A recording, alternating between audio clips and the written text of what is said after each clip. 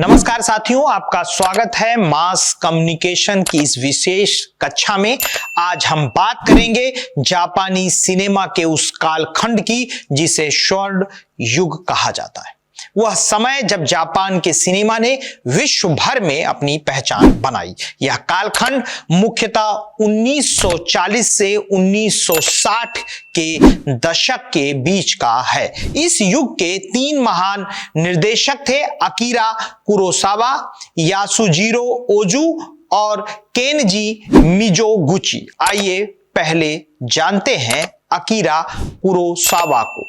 वे एक ऐसे निर्देशक थे जिनकी फिल्मों में वीरता, न्याय, मानवीय मूल्यों और संघर्ष की गहराई देखने को मिलती थी। उनकी प्रसिद्ध कृति सात योद्धा एक ऐतिहासिक फिल्म है जिसमें गांव, किसानों और रक्षकों की भावना को अत्यंत गहराई से दर्शाया गया है। कुरोसावा की फिल्मों में पश्चिमी शैली का प्रभाव भी दिखता है, लेकिन उनकी आत्मा पूर्णतः जापानी संस्कृति में रची बसी थी। उनकी फिल्म इराशोमान ने अंतर्राष्ट्रीय स्तर पर जापानी सिनेमा को मान्यता दिलाई। अब बात करते हैं यासुजीरो ओजू की और उनके काम के बारे में।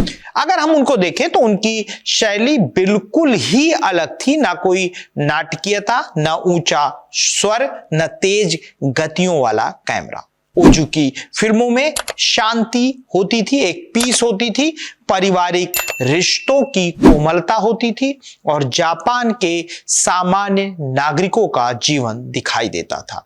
वो उस समय के जो जापान के सामान्य नागरिक थे उनकी पूरी जीवनी उनकी फिल्मों के द्वारा समझा जा सकता है। उनकी सबसे प्रसिद्ध फिल्म टोक्यो की यात्रा एक वृद्ध माता पिता की कहानी है जो अपने बच्चों से मिलने शहर जाते हैं और वहां उन्हें उपेक्षा मिलती है। ओजू ने बिना शोर किए बहुत कुछ कहा जो उस समय समाज में घट रहा था। अब बात करते हैं केनजी मिज़ोगुची की। उनकी फिल्मों में नारी जीवन, दुख, त्याग और संघर्ष का अत्यंत मार्मिक चित्रण होता था। मिज़ोगुची ने जापान की सामाजिक सच्चाइयों को बड़े ही संवेदनशील ढंग से चित्रित किया। उनकी फिल्म उगेसु मोनोगातारी युद्ध, प्रेम और आत्मा की अनंत पीड़ा की कहानी है। मिज़ोगुची की कृतियों में नारी पात्र हमेशा केंद्रीय भूमिका में होती थी। वे सहनशील, सशक्त और गहन भावनाओं से परिपूर्ण होती थी। इन तीनों निर्देशकों ने जापानी सिनेमा को तीन भिन्न दृष्टिकोण दिए। कुरोसावा ने संघर्ष और न्याय का चित्रण किया, ओजू ने घरेलू जीवन की संवेदनशीलता दिखाई और मिज़ोगुची ने नारी दृष्टिकोण और सामाजिक पीड़ा को फिल्माया। इनकी फिल्मों में जापान की आत्मा बसती थी।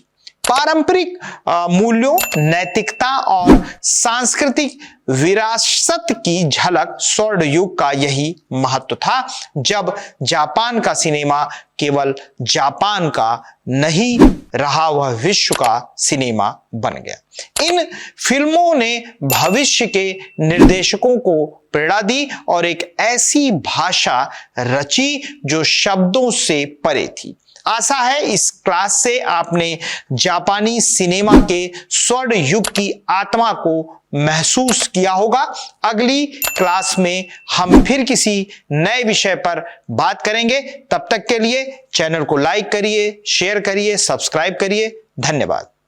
ये सिर्फ एक YouTube चैनल नहीं है, बल्कि एक ऐसा मंच है जो ना केवल ज्ञान बांटता है बल्कि हमारे समाज में बड़ा बदलाव लाने की कोशिश भी करता है। क्या आप जानते हैं कि जब भी आप इस चैनल का वीडियो देखते हैं, उसे लाइक करते हैं, शेयर करते हैं या सब्सक्राइब करते हैं, तो आप गरीब बच्चों की शिक्षा में मदद करते हैं। अवेन फाउंडेशन का सपना है कि हर बच्चा स्कूल जाए। जब आप इस चैनल का समर्थन करते हैं तो आप केवल एक वीडियो नहीं देख रहे हैं बल्कि एक बच्चे का सपना पूरा करने में मदद कर रहे हैं। मास कॉम मास्टर क्लास को सब्सक्राइब करें, वीडियो शेयर करें और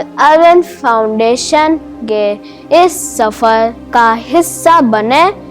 आपके छोटे छोटे कदम बच्चों को के भविष्य को उज्जवल बना सकते हैं। इसलिए आइए मिलकर बदलाव लाएं।